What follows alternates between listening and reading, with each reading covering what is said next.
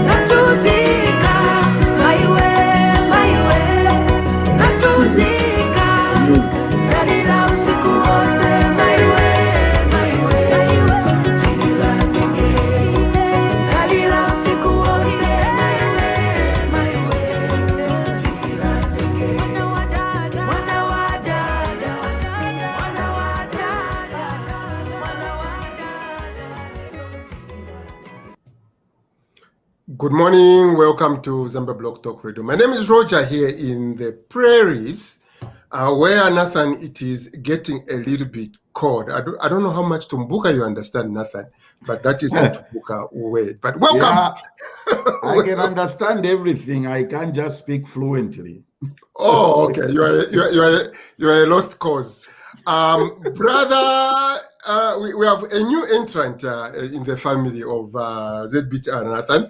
We want to welcome Brother John Kavinga. Brother John Kavinga, how are you? I'm doing good. Thank you so much. Yeah. Hello, John. Yes, sir. How are you, sir?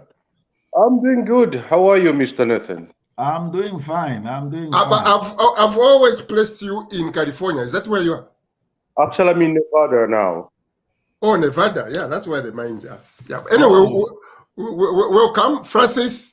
Brother Francis Kombe in Orlando, Florida. Welcome to the show. Thank you so much. Good morning, good afternoon, good evening, and good morning, gentlemen. Good morning. Yeah. So today is one of those shows again. Before you even start, you've run out of time. If you know what I mean, Nathan.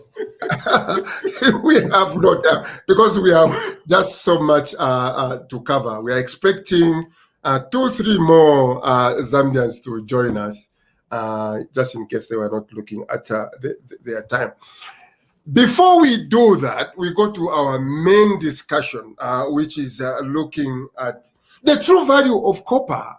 Brother John is actually in mining, although he doesn't mine copper, but he is in mining. So he understands a lot of things we are going to talk about. The true value of copper. Do we know the true value of copper?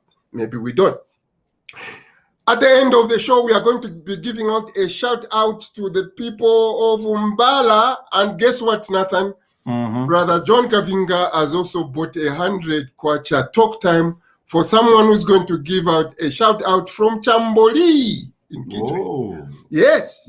So if you are listening or you know someone who is in Chamboli, tell them to come to the show quickly and they'll be given a 100 kwacha talk time.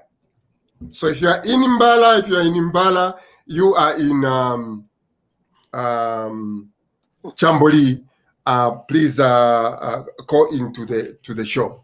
So I hope people will stop disappearing in and out. It makes the discussion tough to follow. If you have in Florida, then if you Hey. Republican. So let's start with last week, gentlemen. I hope you are still following the. Let me put.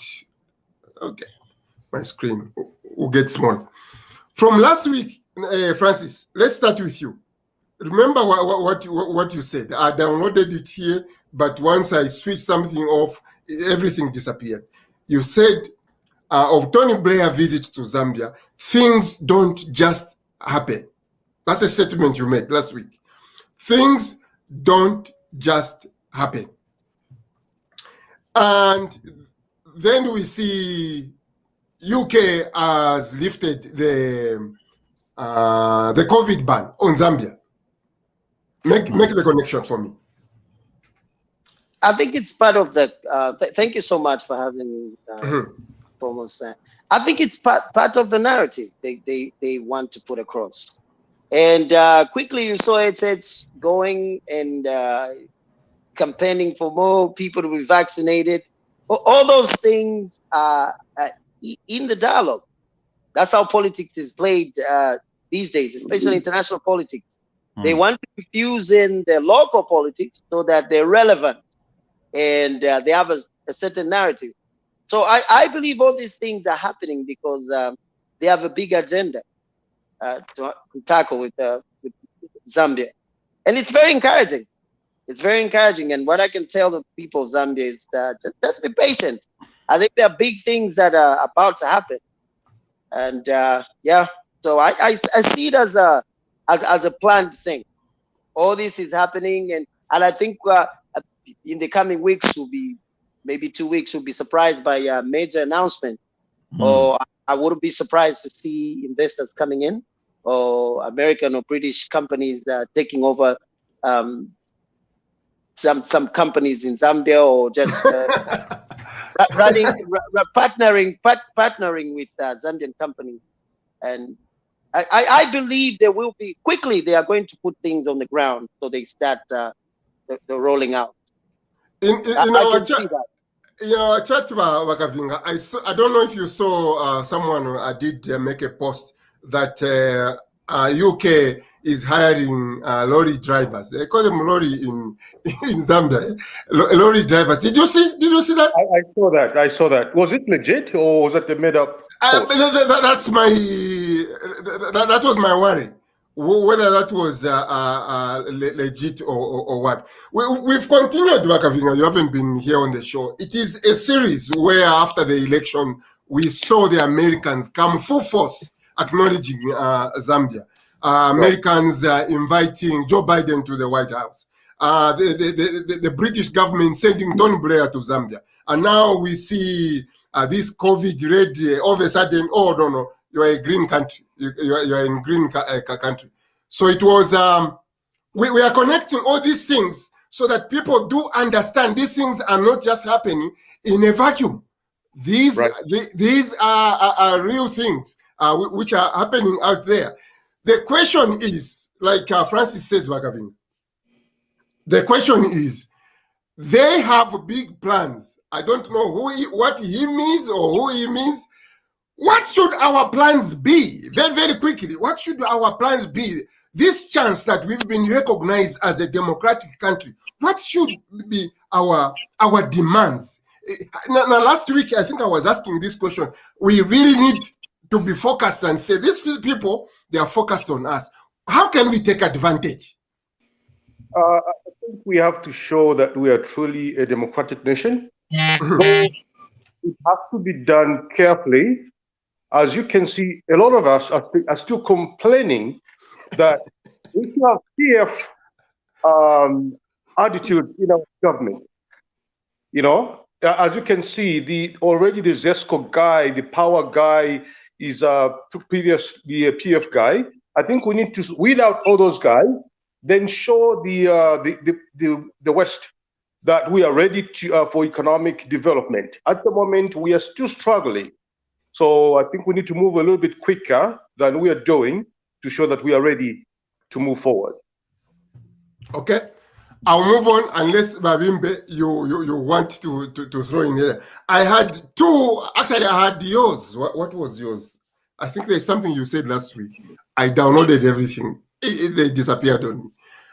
You want to add on something, Babimbe, before I do something here? Okay. I just wanted to add on the lorry driver. Okay. Actually, yes, the UK is having a lot of trouble with supply chains.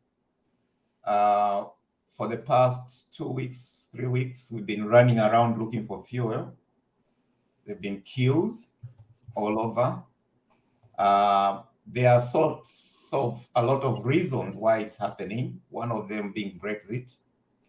Brexit had allowed a lot of workers from the EU coming. There is an counter argument that they depressed wages and the government doesn't want also cheap immigration. So essentially, there will be no truck driver to drive the tankers to deliver fuel to the filling station. So they drafted in the army last week.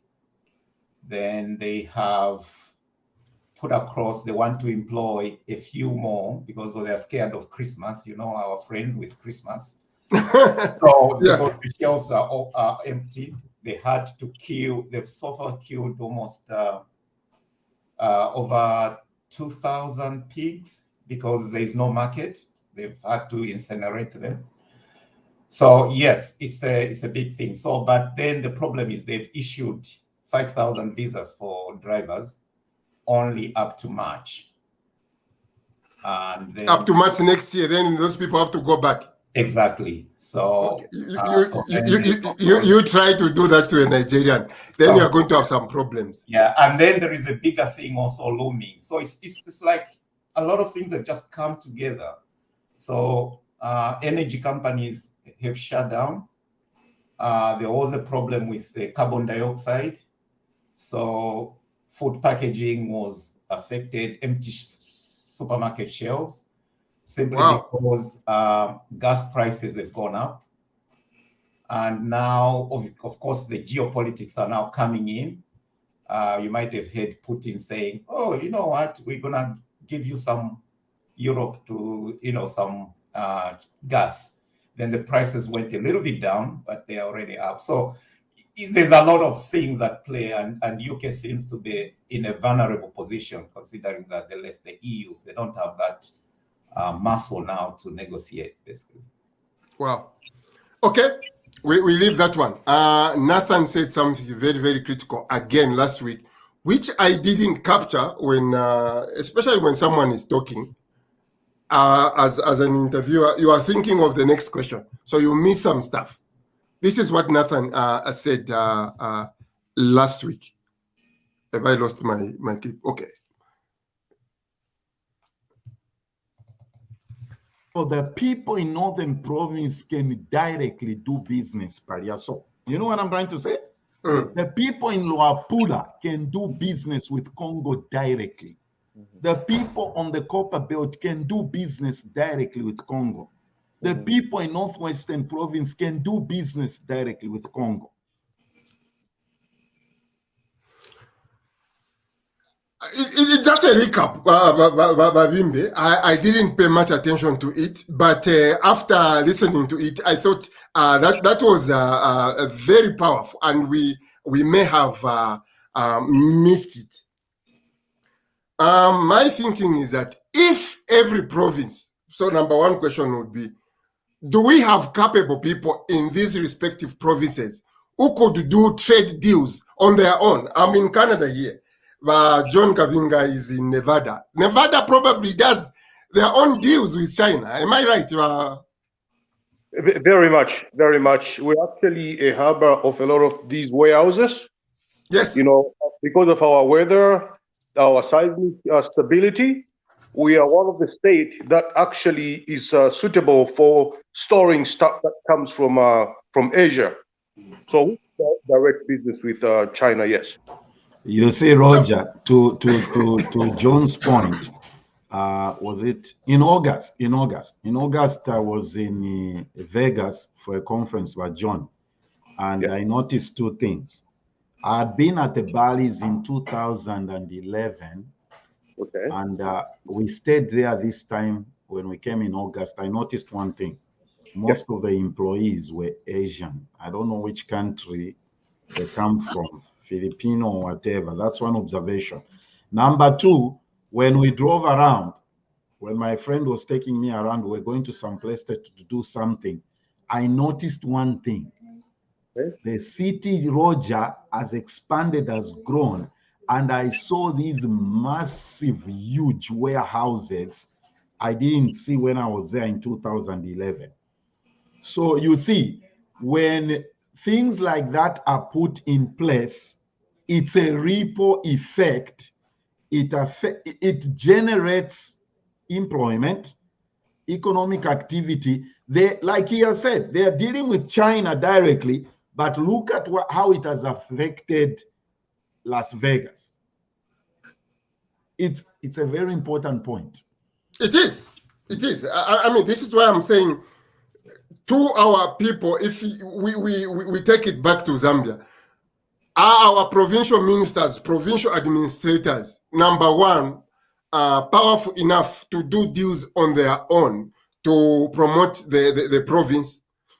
The next big question is going to be, is Lusaka willing to let them do that? Who wants to take a go? Let me chip in on that. It's a very interesting question. I believe we have capable people who can strike deals, but that cannot happen in a vacuum. The problem we have is the kind of governance that is in Zambia. Everything is centralized in Lusaka. That is where the problem is. Some of these provinces, you need to develop them. The government should help in setting up apparatus like banks, good roads, good communication for investors to go to those provinces. When you put things that are attractive for people to set up business in those provinces, that will stimulate a lot of things. But until then, we'll just be saying we don't have capable ministers. I believe there are good ministers that can do that. But it has to be a policy thing. The government, the president should come up with something to empower the ministers. Remember when we had governors in Kaunda's time? And a governor was so respected. Yeah. I mean, just if you hear he's the governor of Southern Province, it was like a mini president. Now these so-called ministers, they just everything they have to go to Lusaka for something. That's what the problem is. I think Bali should be deliberate with it. It can work. You should know that if these areas develop, he gets the credit.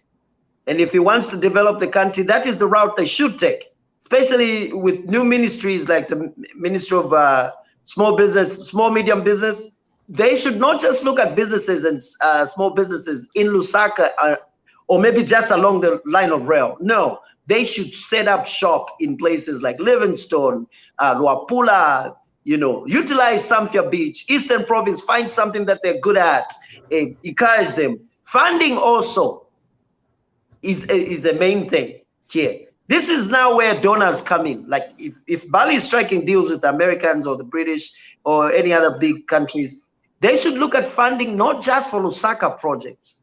They should take them sometimes in certain areas, advertise the province, take a trip, take the minister of maybe, for instance, if it's Southern Province, take the honorable minister with you, let him sell the province. So these donors, let them fund projects in certain provinces. Then we're going to see development, and we're going to see now our own ministers striking deals with other ministers from Congo. But until then, I think other provinces. Yeah. To Francis's point, Roger, most of us probably don't. We do you know what made Sata popular? When he was governor. You remember that?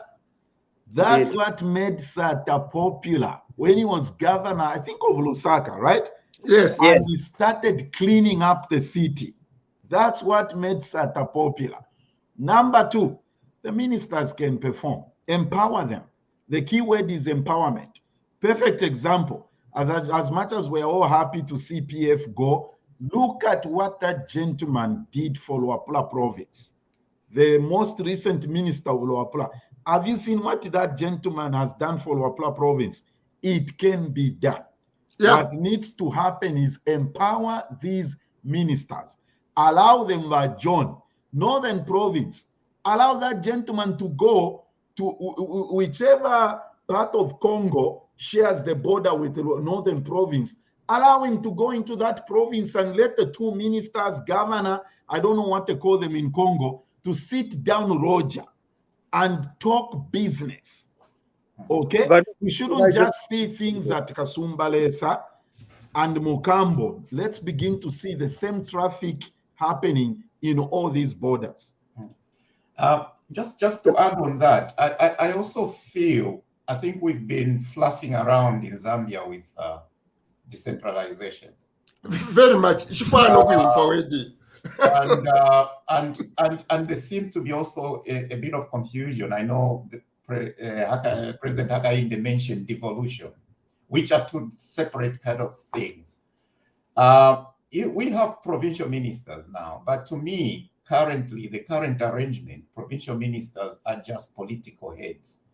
They cannot spur development because of the way we are structured. We have a Ministry of Local Government. Then when you think deep, you dig deeper, what is the role of the Ministry of Local Government?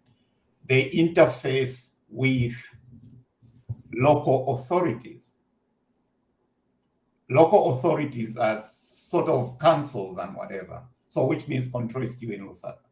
What I would like to see is to start thinking outside the box, having more like a federal light, not really federal, proper federal, but a federal light. This is where I'm saying each province should be an economic hub with a provincial minister as more like a little president with enough power. Of course, they can't do foreign policy or defense or whatever, but they can handle health within that area.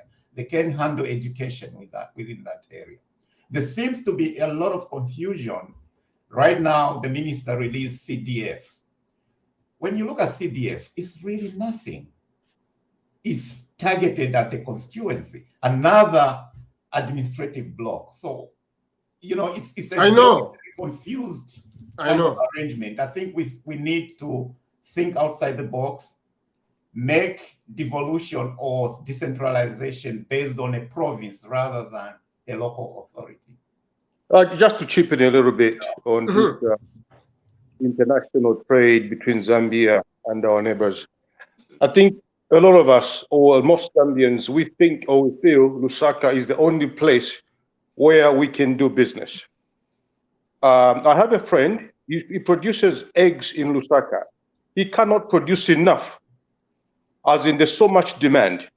At the same time, I have a friend who produces cabbage in Ndola and takes them, or used to take them to Mokambo border.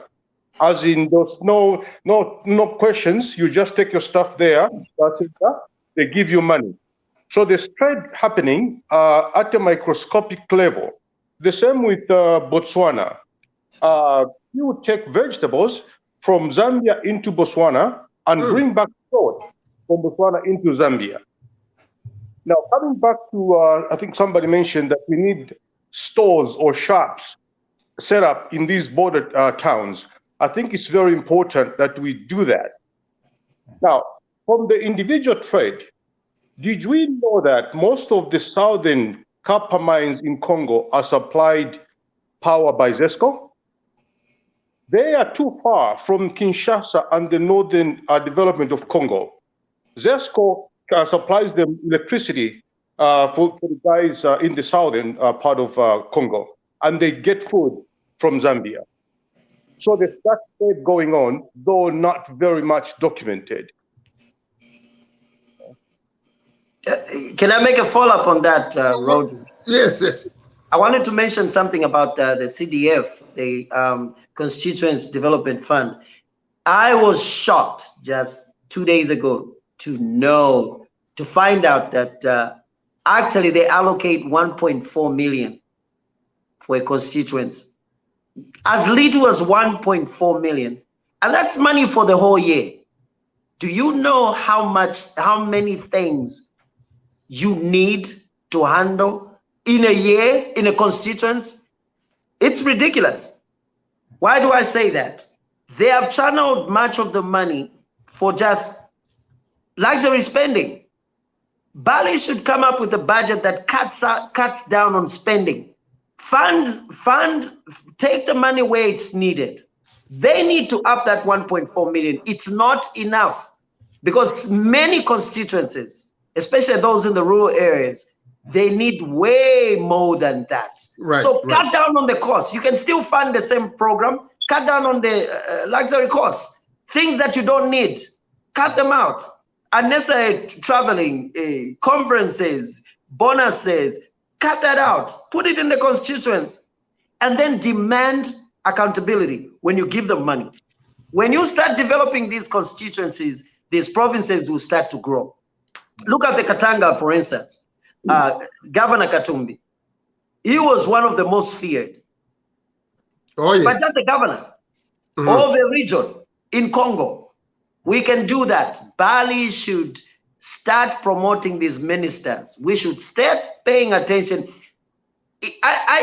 In fact, he should call them, all the ministers, all the 10 ministers, call them and tell them you have to present what you can do in the province. Tell me how you can generate funds. And some of the taxing that is done in some of these provinces, Roger, the money should remain with the province. Don't tax and then bring the money to Lusaka. I mean, Yes. that is What a you're doing, you're devolution. robbing them. That's a devolution. There's less development in the constituents. Yet maybe you tax the mine there, you tax them so heavy, but the money doesn't stay there. You bring it to Lusaka where the party, not the government, the party now has access to the money and spends it how they want. Okay. Look at the PF. Okay. This was not meant. This is not meant to take up our time. Our time. Hold on. As long as the provincial heads, the ministers, don't have that kind of power to develop, Exactly. to look at Exactly. issues locally, Exactly. how the province Exactly. Exactly. It's going to be like that. Exactly. You want Exactly. like you have in the US, you have states that can Yes. create their own laws, they can bring in their own investment. That's what you need. You want a political leadership that is also economic focused for the whole province, and then they can deal with individual constituencies within the provinces, rather than a guy at the Ministry of Local Government dealing with the constituencies and the local authority, bypassing the minister who is responsible for that province. That's where the confusion is. A structural problem. We need to resolve that first.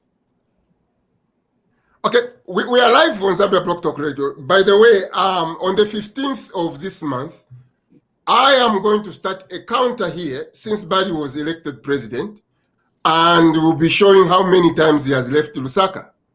So, those who are going to be listening, left Lusaka, not to go to the UK or go to any other provinces.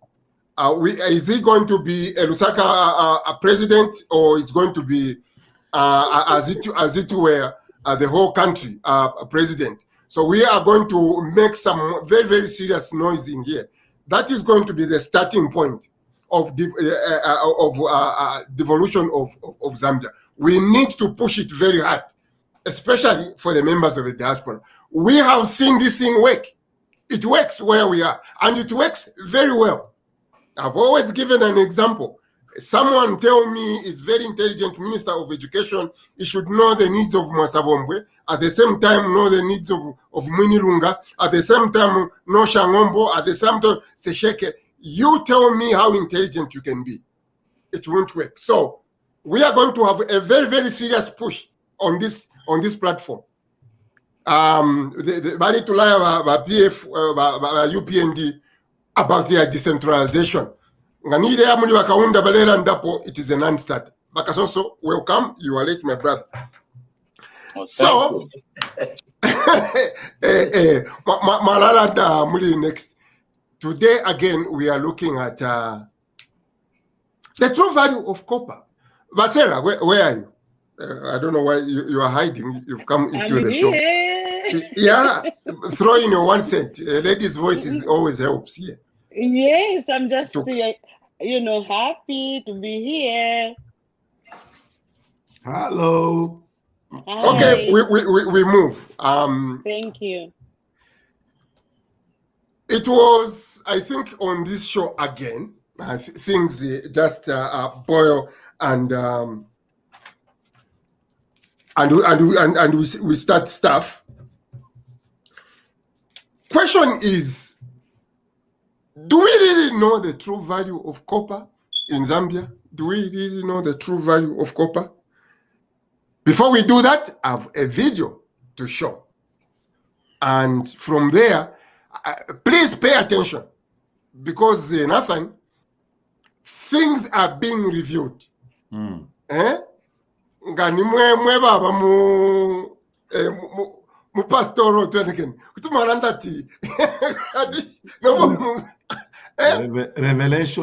Revelation. Things are being reviewed out there, so we have a lot of questions to ask. Please pay attention to this video. If you have a pen, write something. Here we go. Where is my video? Can I see it? Oh, yeah, there it is. Making up the wiring, the copper coil in the motor, the inverter, and part of the battery pack. Compared to an internal combustion engine, electric vehicles contain about 4 times more copper. And that's just standard vehicles. When we look at large vehicles like electric buses, we can see that there can be about 800 pounds of copper used in those vehicles. Not to mention, as of 2019, only about 2.5% of all new vehicles were EVs, and as battery costs come down, the number of EVs hitting the roads will only trend up. And with electric vehicles comes charging stations, and they also require a large amount of copper. But that's just electric vehicles. Don't forget, the world is transitioning to renewable energy, which will require a lot more wind and solar energy. And what blows my mind is, a single wind farm can contain between 4 and 15 million pounds of copper, while a solar power plant contains approximately 5.5 tons of copper per megawatt of power generation. So demand is booming, but as long as supply can keep up, this is a non-issue. But the question is, can it keep up? Over the last 10 years, copper discoveries have completely dried up. So will this be a problem for Tesla and the transition to a sustainable energy future? Okay. In the last 10 years, the discoveries have dried up. That's what that guy is saying. The question is, do we know, for copper, do we know the true value of copper? That's quite a very interesting discussion to myself, like also today, as always. So I remember Nathan Wakavinga here, Vasera is the only girl here, Francis, when we were young. Either kuskulu or paneba would padaka nakashaka akasuma sana ka akankeche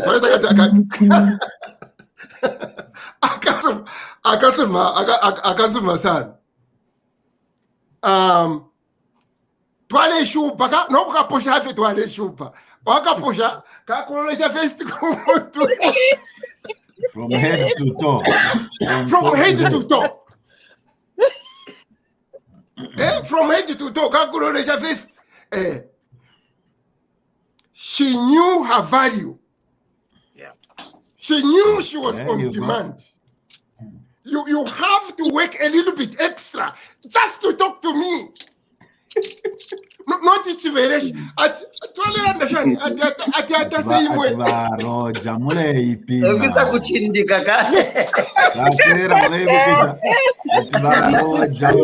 Oh my God, that's so funny, freaking funny. She knew her value, and therefore, when you are talking to her, she's not even looking at you. No. Yeah. Over Roger, the same thing happens today. Remember, I think the WhatsApp has saved us. Kaitu ali amkulabula. Inonstani ka text here. Yeah, like that way. That's why if they are not the same. That's why. But we go to that. It is a funny one. I don't know if it makes any sense. Yeah, no, that girl knew her value. She knew her value, And therefore, you have to work extra. If what we are seeing, they are telling us, number one, right now, 2019, only 2.5% are using EV, electric vehicles.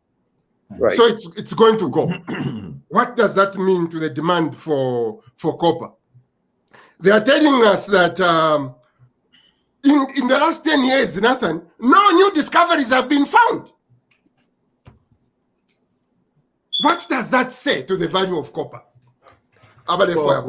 When it, excuse me, when the statement no new discoveries have been found, which means it still puts copper there, right? That's the point.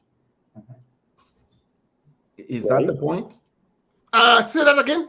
When the statement reads no new discoveries have been found, so basically it's saying no new discoveries have been found to replace copper, right? No. The same copper. No new mines are being opened because they are not finding. Yes. So the only copper which is there is the one Zambia has, the one Congo has, the one Chile has. Yes. So therefore, my little, is it economics or whatever principle I can think of, I've done a little bit of it. It means therefore the demand must be high and the price needs to be high. Okay? There you go. Okay. Number point natural folks to raise pali copper, Roger. In a problem na kwatana copper is this one. Who controls the copper mining? Okay. It's in Zambia, but to Africa. Okay, to Africa. Okay. So you told us to write notes. The supply, and that no new discoveries have been made. So the narrator in that video clip makes a statement and says, supply cannot keep up. So if the supply is not keeping up, Roger, and the copper, Bakavinga, coming from Zambia, why isn't it generating the revenue that we should expect since the demand is high? And of course, the price should be good. Okay, that's a question that I raised. All right. If I can just chip in a little bit, Roger. You know, Zambia, the first question you asked is, do we know the value of copper as Zambians? I would say we don't. We've been mining since the 1900-something in Zambia.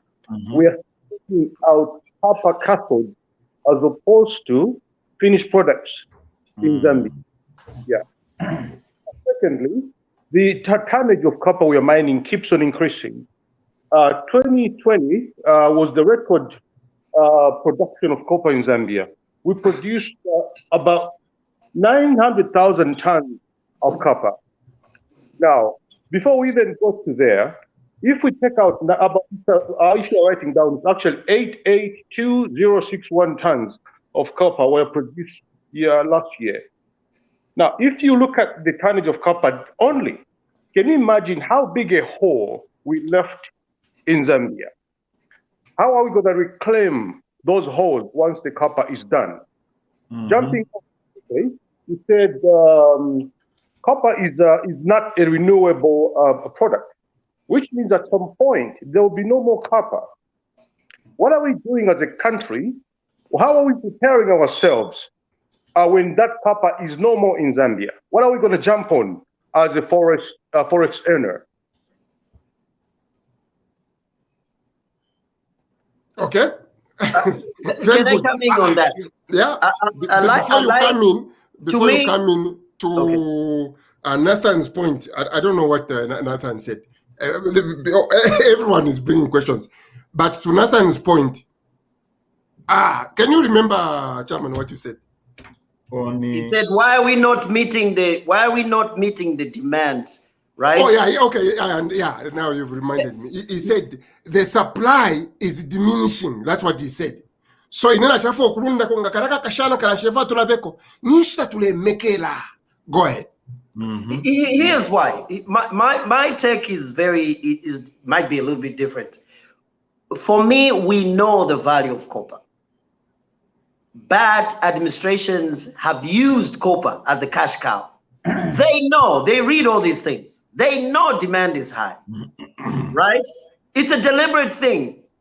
Whatever administration comes in, they want to sell access of the mines to investors so that they can get a kickback. It's the only reason that you can sell a mine for 25 million. Are you telling me Zambians on the ground don't know the value of that mine? They do, but it's the people in power who are making decisions. So they've treated the running of the copper as a cash cow for administrations, the parties in government. The reason why we cannot meet the demand, Pastor Nkama, it's because we don't want to invest in the running of the mines. We are very comfortable. It's like me having 20 hectares of land and Matava, right? All the time people see me, Ibala Yandi 20 hectares with maize, right? But if you go behind the scenes, you find that Kanshine, I only farm 1 hectare. The 19 are always licit to somebody to invest. Mamon, when that crop is Basombola, people will think I have that money, right? But it's the people who have been farming the 19 hectares that make the money. That's the thing with Zambia today. We see all this value of copper and demand going high. We expect the country to do well because we're producing. But the problem is it's the management thing. Before that, we pressure on Savashala. Before that, we pressure on Zambia, our na fwebe nefie tere umfaba nesuba lero ndolap. Do you really know? Sure, if we do understand value ya copper. If that was the case, send to mon effort wa muimine edikalungu pama election na papa pitilo. Look the way we rose as a country. Well, I think we do. To me, I look at it. I mean, if you ask all those engineers in the mines or people who run the mines, they know the value of copper. Okay. The problem we've had is that administration. You are right, but we don't want to run the mines. Because it's a cash cow. It's like if I wrote it before I leave, that's in 1 minute. It's like the contract say Musebo na RDA. Why do you think RDA was put State House? I just leave it to you guys. Good question. Good question. Every day, Misebo Murakula, every year you do roads. Is that the only development thing? No, but why? That's where they get most of the money, the kickbacks. So the situation here, mine, we need people who are, it's just that our parliament is toothless. Most of these things we talk about, parliament, take control of certain things, things can align in Zambia. But the problem is, it's just the president and his party, always. So to me, it's just a management thing. We know, they know, the leaders know. They don't want to give it out because that's the cash cow. Okay. But also, I'm making an argument.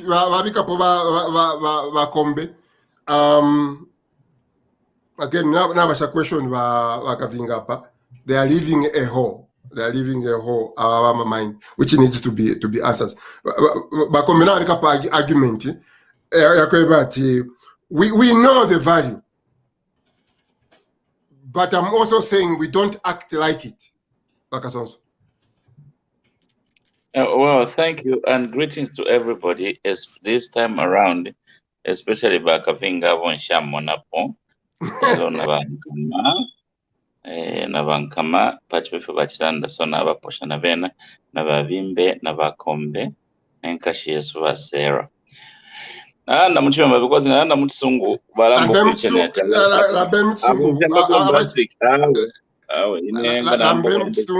we are live, so that those some of the people we are targeting are Switzerland, so they should understand what we are saying.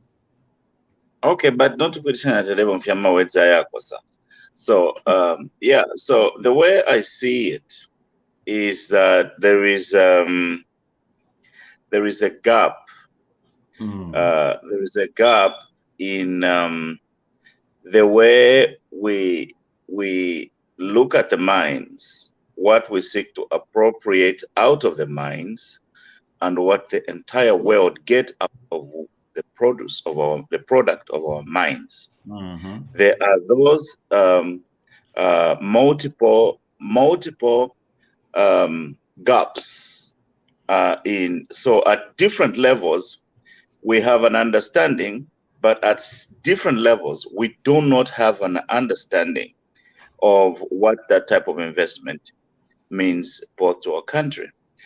But I have to look at history. Historically, we've understood the value of the mines, particularly what copper does to our country. Copper built Zambia. Copper built the roads, the schools, and everything that we can take care of and do. Copper did that. So we understand what we can get out of it. But in terms of information on the value of copper on the global market and what copper is being used for and the exhaustive markets that we can venture into, that takes some school. And unfortunately, most of our people don't have financial school. So we do not understand the real value of copper. We do not understand the real value of copper. And part of it is because of lack of exposure and lack of understanding. When we mine the copper in the Zambia, where do we take it? Who takes it from Zambia? And where do we sell it? Who sells it on behalf of Zambia? When they sell, who gets the money on behalf of Zambia and how much Zambia gets out of that? We have no understanding of the entire copper financial trail. So on that score, we cannot, and we do not even have ability to understand as a population, we do not have the ability to understand the real value of copper because we are prevented from it. There are silos within the copper selling industry or the copper producing industry. There are silos and there are junks of dark corners and information that we cannot appropriate and disseminate it to the common person because they both do not envision or understand that type of a world and that global business and how those things function.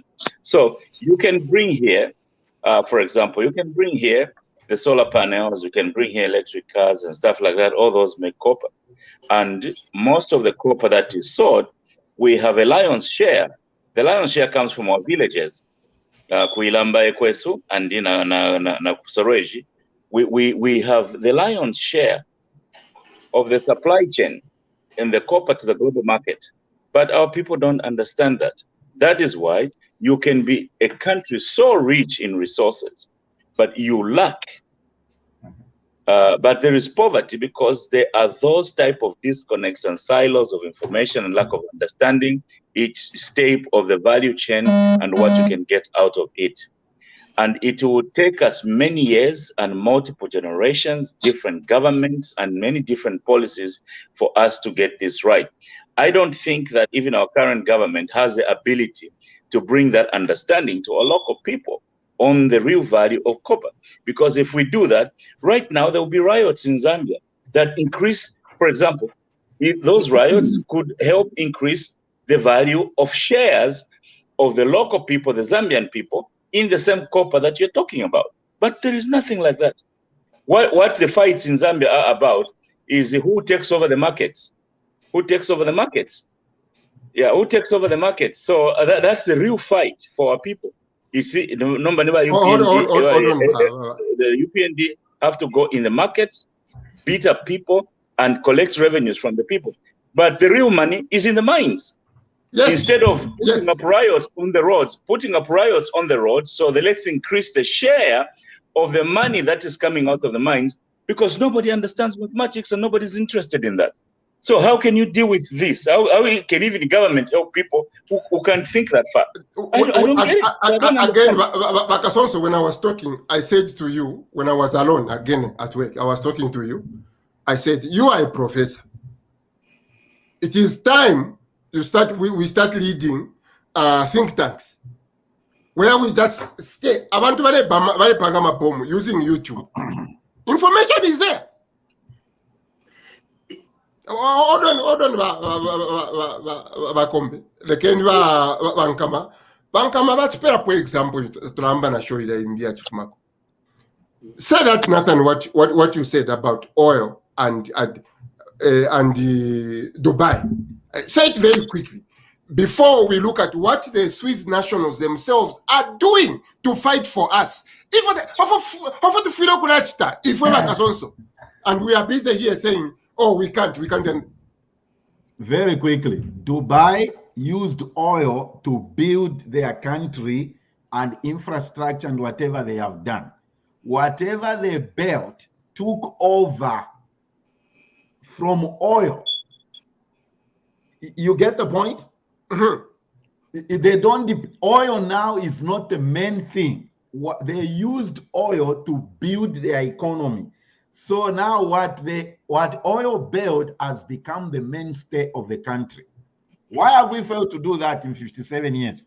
But Roger, I just have to come in on this one. I agree with what just in 20 seconds, if I can. I agree with what Pastor Nkama said. I disagree with Bakasonso. I think it's an insult to say our mining executives don't know the true value of copper. The problem we have in Zambia is a management thing. I didn't say Look that. at let me just finish real quick.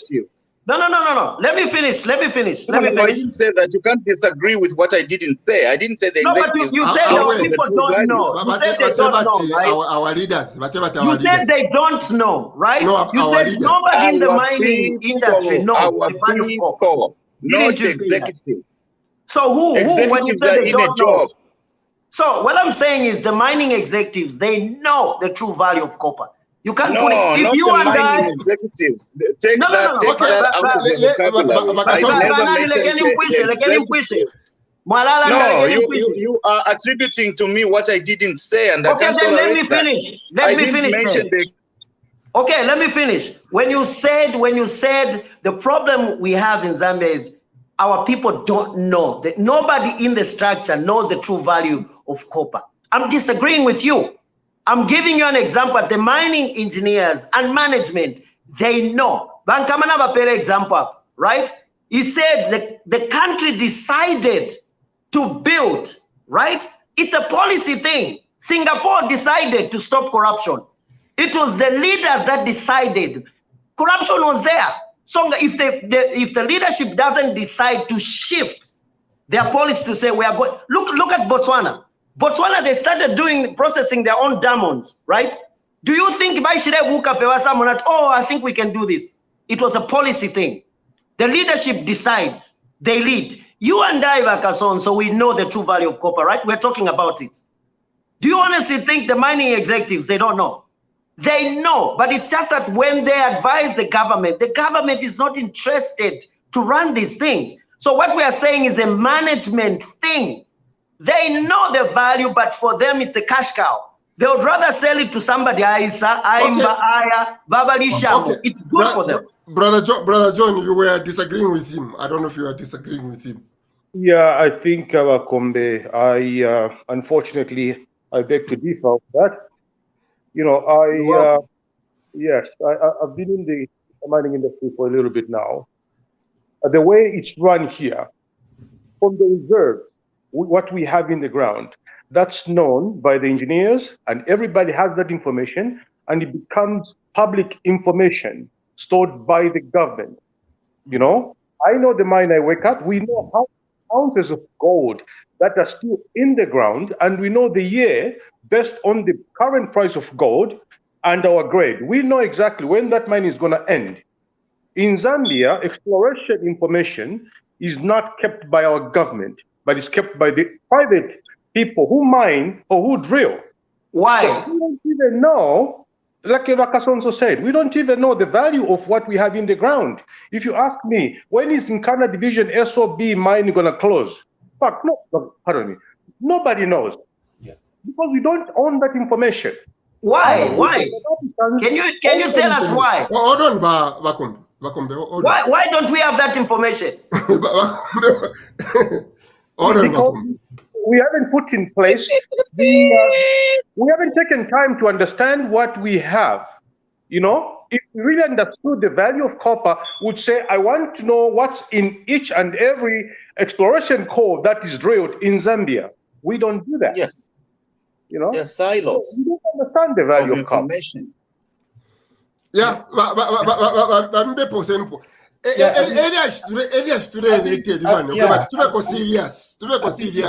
It's correct to say we don't understand the value chain, what goes on.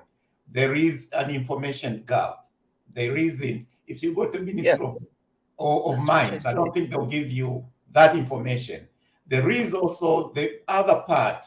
Zambian mines started long time ago. Today, the cost of producing copper is quite high. The problem we have is in Zambia, the discussion on mines. We just look at the mines as the building, as the walls that have been done. We don't understand fully the cause of lack of information of how old the mine is, what is there, is it valuable to mine it at that level? So the key is having that transparency on those kind of information. That's very important. And also to tell the people the truth. Some mines are not viable in Zambia. But because we are so obsessed about a mine, because there's a hole in Nkana, it's not money. So that's the information that is lacking because our politician has been timid to tell the truth. And it's a deliberate thing, Bimbe. If the government wants to do a study, right, about the value of the mines, Lelo, HH can say, we are going to do a study and I want a committee formed. Do a study on the true value and the price. He can do that. So it's a political thing. They don't want to go there. Hold on, Bakombe. Hence the reason we are having these high-level discussions, I call them. Not to land of yo Atlani Lusambona Muchitefi. It's not helping us. We are living real money. We discussion today. Yeah. We need to know. We need to know the value. That is a fact. But it has been kept away from us, deliberate. We are not in decision making. By who? No, you see. You have to understand these things. If the government doesn't want to talk about it, you and I can make noise all we want. It will not turn into policy. Mamon, some of these things, they start from the top because the leader stays. Trust me, some of the noise. If the president comes out and says,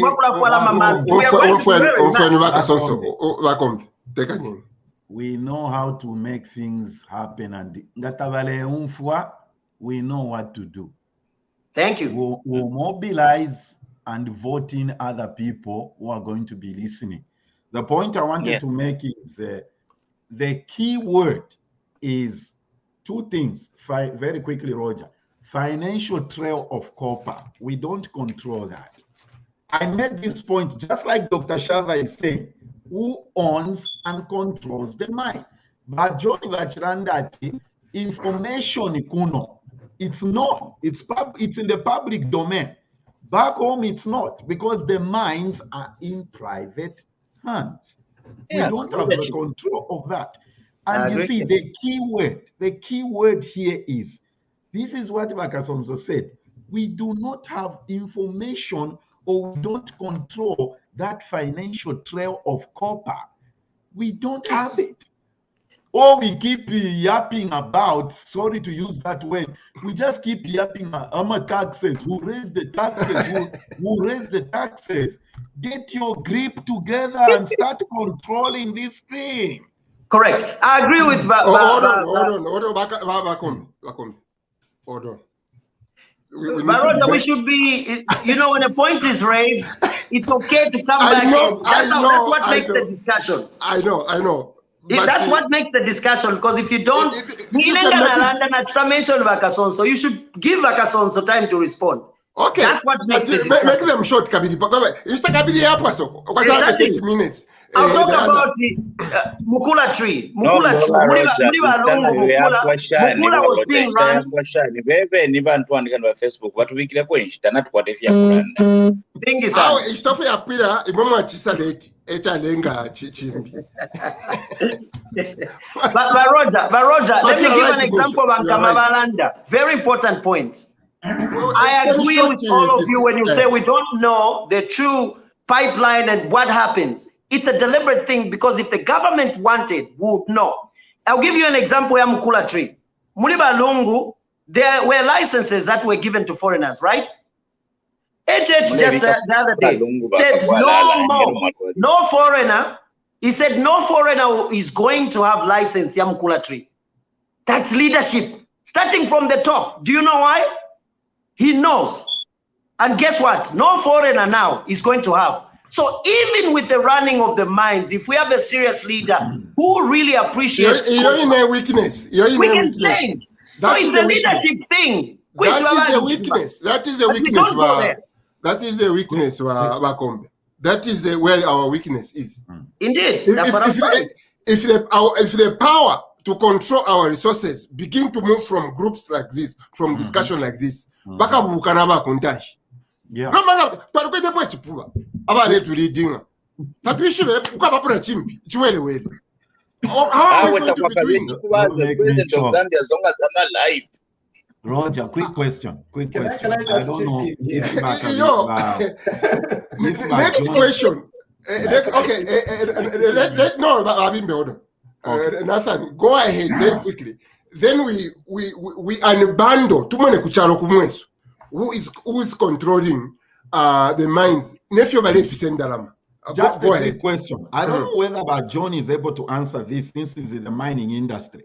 Why did Kabwe mine fail? It was made an MB or management buyout. Is it because there's no more zinc? What is mined in Kabwe? Zinc, and did it fail because the core ran out? That there was no need to mine, or it was a management or financial issue? That's a perfect example for us to understand that. Based on the question, Roger, we lost our host. Based on the question by John, everybody having the knowledge of how much core is still in the underground. I don't even know whether I'm using the right language here by engineer. So how mine fell by John? I don't know exactly what caused Kawe mine to fail, but there are so many factors that affect Umugodi Ukona. Yes. Sometimes it can be technology. Maybe the extraction, our rate of extraction shouldn't keep up, with the global, extraction rate, the cost of production, and also the grade. That is the ounces per ton we are mining. Yes. I don't know what caused the closure for Kabwe. I wouldn't lie, but those are some of the things that can make a mine go down. It becomes too expensive. If anything, you lose money by mining. Yeah. So basically, the economic viability of the undertaking, because those are large operations. I mean, you're talking about huge equipment worth thousands of dollars here. Okay. Yeah. And all those things. Yeah. Just to mention, I think I'm worried that when we get so obsessed with when we discuss mines, I think we should start running away from this fact of owning, who owns the mines, who runs the mines. I think it's very counterproductive. What we need to be looking at is how can we create an environment that makes the mining viable, mining effective, collecting enough revenue, incentivizing them. That's what we should be looking at. Like, for example, in the UK, you can't believe that there's no local British company that produces electricity. They are all foreign. But because of the regulatory framework around it, legislation, which the government has provided, makes it possible. So I don't agree with that assertion that Zambians, we have to run everything. No, We have to manage how those things operate. I think that's the key. It's even cheaper. We remove the liability from the government. Perfect example is Botswana. Botswana, how did Botswana do it? I mean, I don't know what you wanted to add on there, Bakason. So regulation is very important. Indeed. Yeah. I discover, You. sorry, Shinganga, before you come in. Ama laws, Bama books, Muma, whatever you call it, the laws are there on our, wherever Ama laws, I don't know what the word is. Enforcement, a problem, yes. A problem, yes. Just even having the respect for the rule of law. They all, as far as I'm concerned, ladies and gentlemen, the problem in Chalo Chestwa Kwata is the breakdown of the rule of law. Akasonso, I don't know what angle you want to come in. Nalatampirapo, thank you. Nalatampirapo akamwalanda palasika rule of law. Nachiposta lelo pa my blogs air WhatsApp. The limitations of us getting good governance from the rule of law in Zambia. We have a lot of bad laws. A lot of bad laws. Something kicked me out. So ipangen chaka nono because we are going to the last part of our discussion. But you so much in sharp on Shashanda. So to once to Kolonga my thoughts so that you pay tons from on. Remember you can't catch up with Wambo Kuyama. So that time to the rule of law. Now, what I was saying is that the rule of law in Zambia is a problem because we have a lot of bad laws on the books. If you try to govern the country with those bad laws, you are going to have bad governance. Coming back to the issue of the mines, it's the silos of information that does not provide us, the general populace, and different sections and stakeholders of our society with the accurate information on the real value of the copper. I did not discuss the executives. The executives are employees of foreign firms. They are not even key players in the stakeholder mapping. So that's not what I talked about. The silos of information, we can realize the value of copper when we look at our history and what we were able to do with what we got out of copper as a country. Politicians can also understand the real value of copper when they look at the things that Roger is looking at.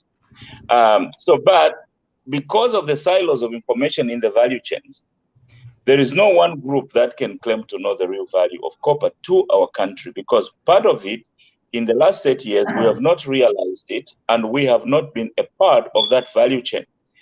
The mines contribute a giant and significant portion to the counting of the GDP, but in terms of the flow of money in the country, they are not a significant contributor. So our poverty is partly due to the structure of the mining investments. I also mentioned that if we can have the mining sector contribute genuinely what it's valued to Zambia, people would understand and will live with the real value of the copper to the Zambia. The investor community in the mines, they don't have an obligation to the citizenship. They can practice. Okay, let's make progress, okay. Mushu. Let's make progress. Bakombe, sorry. Let's make progress. Trafigura, Lakavinga, you are in the mine. You know these guys. Who is this one? Trafigura Group. You know these guys? They are commodity traders.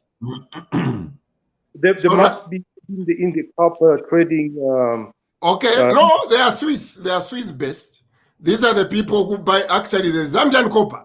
If you didn't know. Okay, I think I've heard of it. Where they buy, but it does, like Vakasonso said, we don't even know the trail of. Here we go. So again, another video here. But this lady, she's kind of Swedish, so you may have to twint your ears to listen to what she's saying. She's blaming Trafigura Group of how they hide their money, how they really steal money are from us. Nathan, they own Puma. Puma, they control that. They control the shipping. They control the transportation of copper. The monopoly, everything. Here is Trafigura, and then we will discuss. They were in hot water when they were to this place. I have been, together with the ADI campaign, we have been part of the ValueWorks project from the onset. We have been in Zambia as well. And I think our role is really to challenge the situation as it is. We think it's not fair that the costs of the extractive industry are socialized in Zambia and the benefits are privatized here in Switzerland, because the bulk of what is taken out of Zambia lands in Switzerland with the multinationals trading here. And when you go to Zambia and see the difference in the lives that people lead there and the lives we live here, you just cannot see it. And I think what we learned from the research project is the importance of the trade.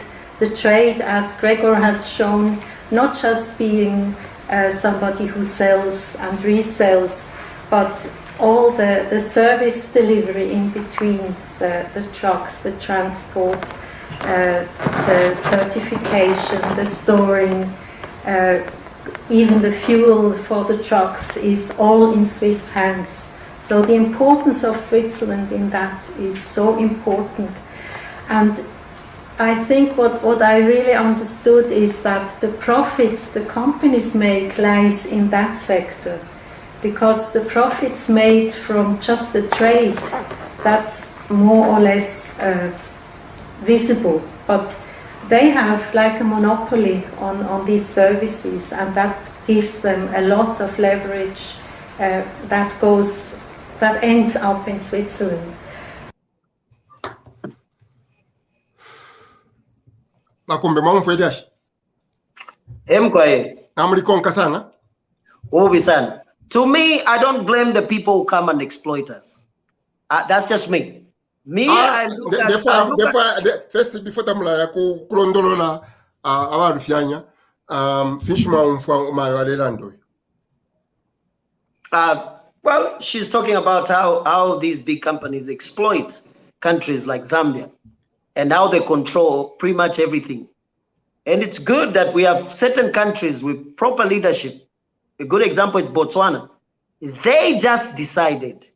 If you have a leadership that just looks at ruling a country for just 5 years, you're going to have a problem. You need to have long-term projection. Okay. First, before that, I put and therefore, I have video of my offer to Lalanda. Yeah. This is what she said. This is what she said. The standard of living of the people where this copper is coming from and the people handling the copper is not even comparable. Number one. Number two, everything is controlled by Switzerland. Or the word she used is all is in Swiss hands. Everything. They control everything. Monopoly in extraction, transportation, marketing. It's like copper is not in Switzerland, but they control everything and anything to do with copper. Those are the three things I picked from what she said. Wow. That is an unpacking. John. No, I think it's Yolanda Vanathan is very much what she said, no? Mm-hmm. Mm-hmm.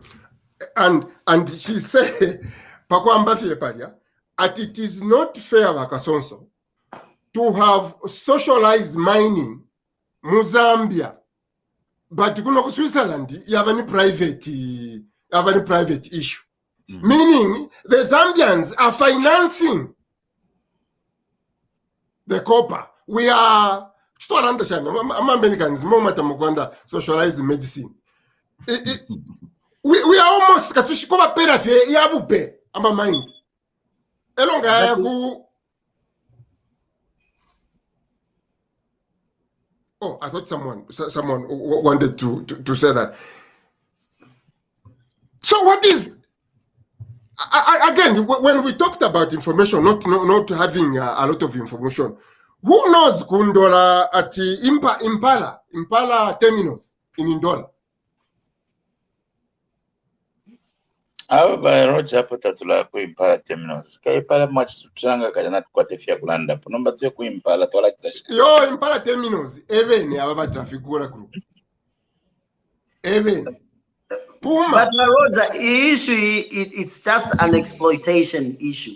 That lady, I like what she said. She's more of like a whistleblower, trying to tell, like what happened to Facebook. So some of these things we can regulate as a host country. And that's where now our emphasis should be. What should our leadership do to such kind of things? Are you trying to tell me that they don't know about such things? They do. They just need to be bold about it. But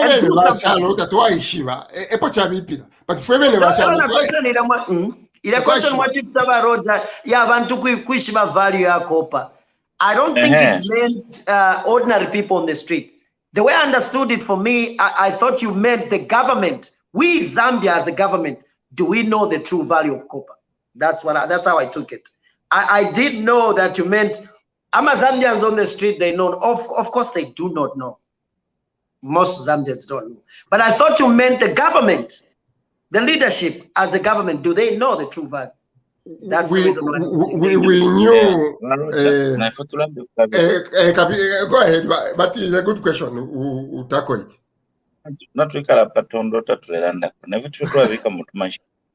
So anyway, yeah. So, but anyway, the situation is this: that woman is complaining about what she has observed in the value chain. What she's describing is just the copper value chain, and she's whining about it because at the end of that value chain, there are not benefits that are accruing to the source, and all the benefits are accruing to the value chain. But the way to be able to calibrate that, if we were advising the government, is to understand how these value chains were set up. These value chains are institutions and companies, both public and private, that have been established for many years, to the point where copper is just a little dangling good or mango that they have prepared a value chain to collect it and pass it through that process. You are not going to change that by creating policies in Zambia, because that is a global value chain. That's why it is important to have people in government who understand the global economy. So what has to happen is government has to have people negotiating with the key points of this value chain, from Switzerland to all the transportation enterprises that she's talking about, and highlighting these issues to them, that it does not make sense for them. You know, Zambia is better off even shutting down. If Zambia shut down the mines today, now you are talking. the country will just be okay, because the country is not getting anything out of it because of that value chain. So the government needs to be able to negotiate different benefits at different levels of this global value chain. That is how we can survive. So that's not policy, Vakasonso. Bachlanda ba Nathan bachitupera omo mine monse. The way tunga mu meeting Vakasonso manchira kanata ba impala mulerumbra umule pushenshi. The way tukaya mu meeting no kutsa negotiate. Ayama value chain mulelanda. We should know. Ni value chain we are attacking. Bante tuye fat value chain ya butoneken. Chishule for Ah, the value chain. what the value chain is coming in. Then we will explain the different points. Umfweni vakasonso, umfweni vakasonso. Ba impala tamuveshile apa so. Shile musevani namuli bakalamba bachi. Shile musevani, but tamuveshile. But ba impala is huge for storing copper yaba Trafigura group. Ba muveni yaba. So meaning valachita inflate bakwata 90% shareholding wa Trafigura. Please Google Trafigura group and find out. Go on YouTube and listen. Trafigura group is 40% Puma ilechita Antonio fuel ku Zambia. So meaning na mfe copper bese batweba ati yo copper na twalipanga losi unomuku. It is within their companies ama charges bapanga within their companies for us to discuss here. Baroja tulela and Smoffy. How we don't have access to the value chain. Even what if I itemize if you have a value chain, Malumbula Pokamo, tulela Smoffy. Value chain. This is where we all make mistakes. All governments in Zambia make mistakes. The emotional attachments to the way you look at the mines.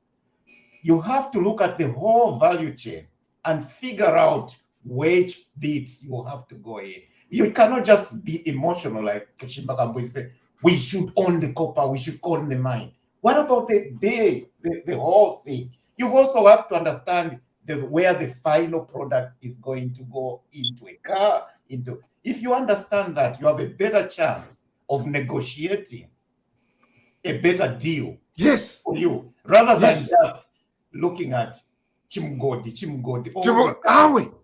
You know, we become so emotional about this thing. Yes, they are there in the country. They are ours. We own them. But then we don't understand the whole thing. I agree with Babimbe. That's a major point here, and that's the mistake we make. For instance, we've been talking about policy. It's not policy. What Babimbe is saying is exactly policy. The government, you should identify where we go wrong and what we can do.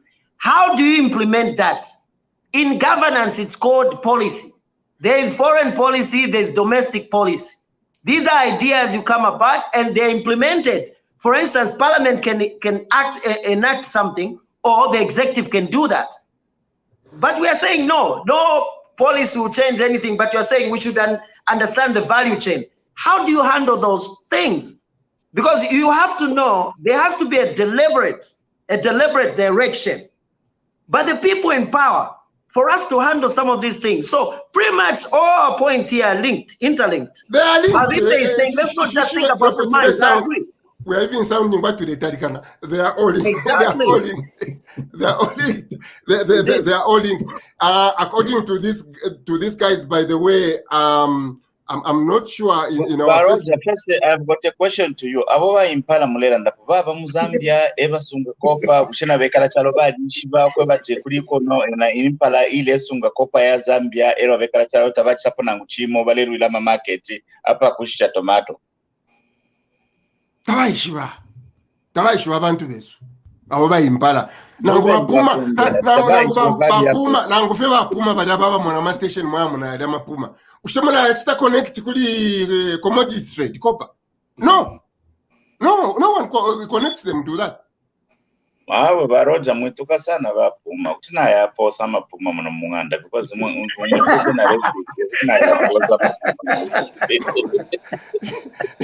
Imemulera na bama puma ya ansapato. I don't know ni bamobeni, but mulera na ba puma badaba gas. You know, they have monopoly in the value chain. Turera ndapo abatu katushibala yaba nokuba tichi value chain ngachi chimuntu nshichi. Chivalry chain chika undechafu magwa kapiti mpanga. Hello, nachari kwa tanabana babili kwa matebo. So anyway, so we are unpacking here as always, Francis. That's why I told you discussion mining. Mining, a very different discussion. Once na matempa na map. Today the fumofin. We are educating each other. Once we know by Bakasonso Valanda, if Twaishi Puma, they are connected to our copper. Now we know how to attack. Now our government government. How can we have a share? Because now it's part of the mining cartel. We should call it cartel. Brother John, you wanted to say something? So, Roger, before you go on, I think be careful as well. They are not stealing our copper. I think that's one thing that we have to be very clear on that. It's the policy. They may not be stealing. They may not be stealing. But listen to what Nathan said. Listen to what Nathan said. Nathan said, they read very well. Oko bemba kopa. Na kunoko tushichafe kopa. Efo tuikala. They may not be stealing, but wink, wink, yes, they are. Yeah, which comes down to the environment has allowed that. That's what we rule are of law. about. The rule of law. So it's not necessarily, I wouldn't blame them. Yes. I don't want to blame them. No, not blaming them. They're not blaming them. We blame ourselves. We blame ourselves for not having ichiraka chakuishiwa in a value chain. I don't know who is going to propose here. Send it to the think tank. Tuishwe kopa fefo yenda tuishwe financing yawashan. According to I think the government knows, but Roger, like Bavimbe is saying, it's just bad policy. We don't enact anything to tackle that. They know. The government does not know. It has not conducted a thorough research. They have never sponsored. They have not sponsored research into this. If they can sponsor research, and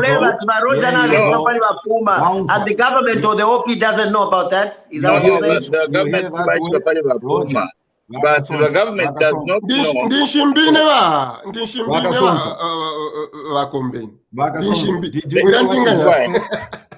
Roger, did you hear the word Vakasonso brought up? Research. You see, I'll go back to the same point. When I'll connect the point. Some people may think when the election was protested, the Constitution says the Speaker of the National Assembly becomes acting president. What did we do about that? What did the nation do about that? Nothing. We are not obsessed with the rule of law. Are not being followed. That's our problem. We need to insist to know what is the financial trail of copper. What does the law of Zambia say about that? Tatwaba rule of law conscious. Umuntu aisa tupela turning where we get hoodwinked. It's the rule of law. We need to be passionate about. We live here in the US and Canada. Roger, you don't even need the police to be there for a citizen to see that ule breaking amafunde. Somebody will get upset and say, these are the United States of America. You don't do that. That's the stage at which the Zambian citizens need to be. To demand that the laws of our country are respected. I need to know what Give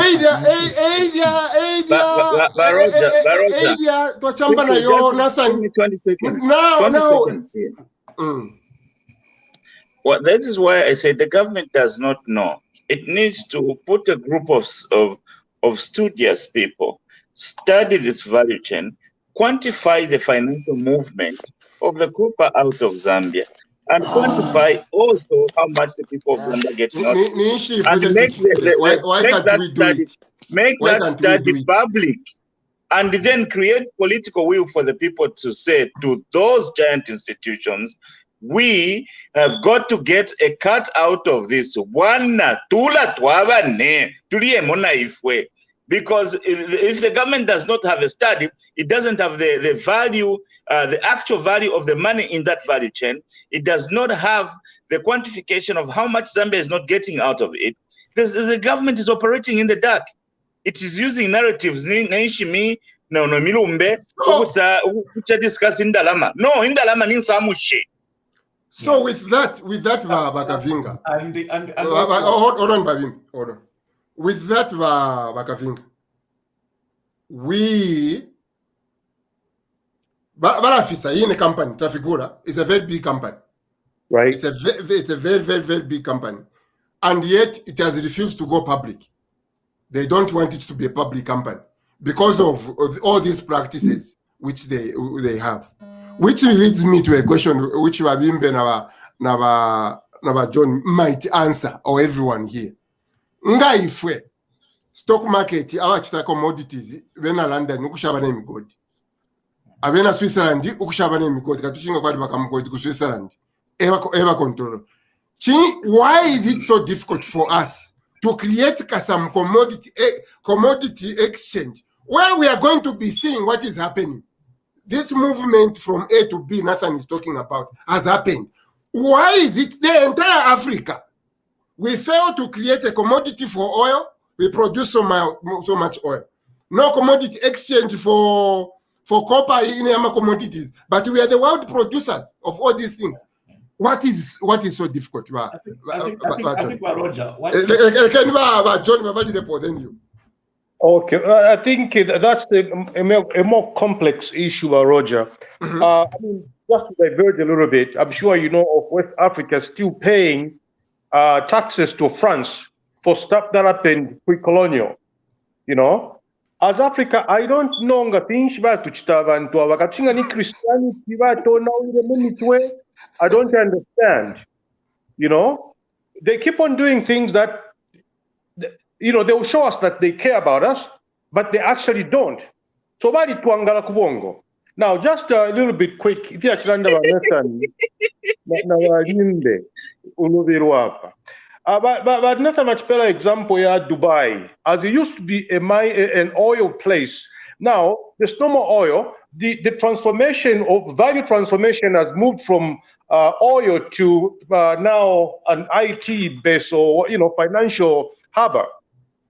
How are we preparing ourselves as Zambia? How are we preparing the mining of copper into something that will see us through once there's no more copper in Zambia? Yeah. Okay, Babimbe. Yeah, I think this is intertwined. It's a very complex thing, and I think we still come down to understanding the whole value chain. We cannot wake up and create a market, a metal exchange. Those things are already there. What we need to know is to understand how they work and be able to go in. The key here is, again, coming like with whoever Kamat said, we don't understand this thing. For example, away from copper, everybody is celebrating, you know, they built the roads, they built the humps, whatever. But nobody has asked the question, at what cost? Mm-hmm. So that's the problem we have. It's lack of information. We don't seek that information. If we get that information, we understand that, we can know which points to go, what buttons to press, so that we are at what is the homework are you giving us there? Problem is what is the homework? There's a cultural problem, there's greed involved, it's all sorts of corruption. Corruption. Yeah. So it's not an easy thing, it's a mess. So what we are hoping then now in Zambia, that we have probably leadership that is understanding that, maybe they will steer that, because we need also a cultural change as well. So there is no role you think we can play, especially members of the diaspora who have 24/7 access to internet? There is no role you're telling me we can play? No, the things we say here, Roger, form a class for some people. They come and listen here. But Momone, Bakateka, the new government has been there less than 60 days. But look at the pace at which they are trying to implement the change. It's like they have gone in there, either Navasangamoto Kose traps from the previous government, or they also, once they are in there, are beginning to look dysfunctional. And I'm concerned about that. We are. All of Yeah. us are concerned. All of us. Yeah, I'm concerned about that. Yeah. Finchi ifyo bavera kaunda bashire mu buteko bwabo kuri. Kandi tukayechitowa vechoze tukatampa buteko bwa chipya. You know, because you know we have to be able to conceptualize problems of the country, go to the root cause, study it and understand it, and come up with solutions. In the 21st century, kubomfia skulu, iskulu mu 21st century, ebulo shibukalamba.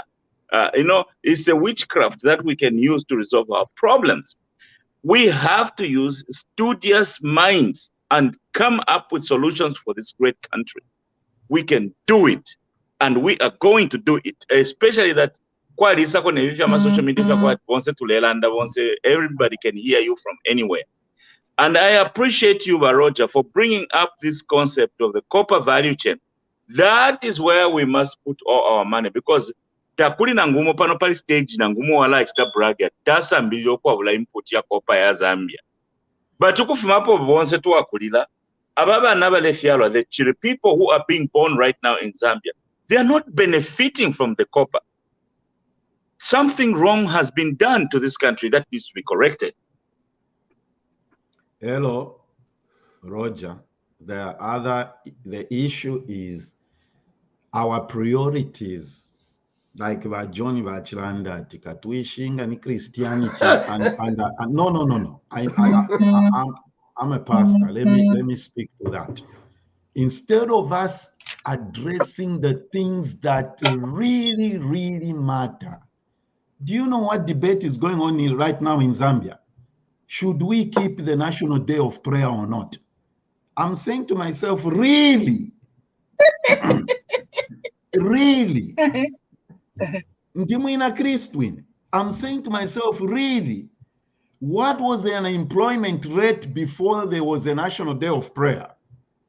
Then Ilungu declares National Day of Prayer. I don't know how many years it has been going on. So you've been praying for the past. What is the unemployment rate after you've had so many National Days of Prayer? I'm saying to myself, really, really, really? Is that the debate we're supposed to be having? Ngamwalanda pomwema pastor kuti chamufikako pandu kuti vamono kwevati ifwe vashala ifwe there is something wrong with us. So no, I'm telling you, amen. I know a lot of people are watching this. I had this discussion with Smarta. I had this discussion with a few people. And I'm saying to myself, Vakasonso, is that what we really supposed to be debating? Really? I am so shocked. No. Okay. No. We took time to actually announce Mrs. J, do we have anyone from Chamboli Mbala who wants their ticket today, or we forgot about it? Okay, it will be standing until someone wins it next week.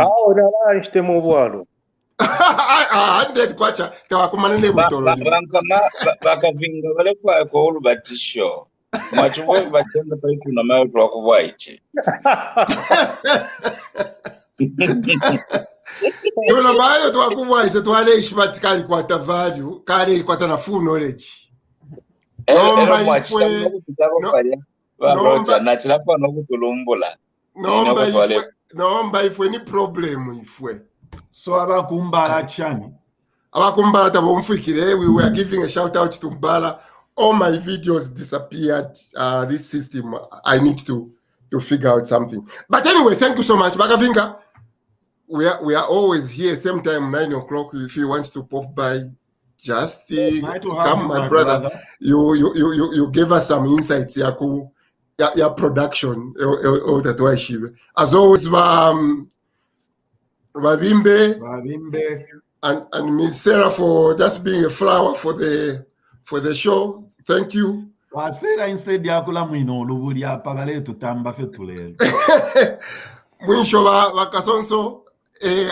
don't know. I mean, Francis was right. I know. Yeah, we missed you. I told that. No. Emotion is an essential part of making a point. Takuri nokuya mukusala katachani. Ifwe mikwezi bali ya igongo zaba sungu tuwale verenge fima arguments ya kwa which they agree with, but what summarize arguments ya kwa. Thank you, everyone. Thank you so much. Next week, same time.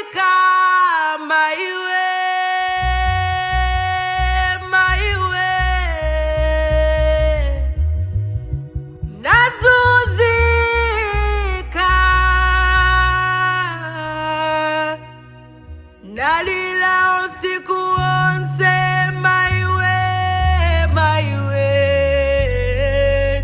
Tiriranenge.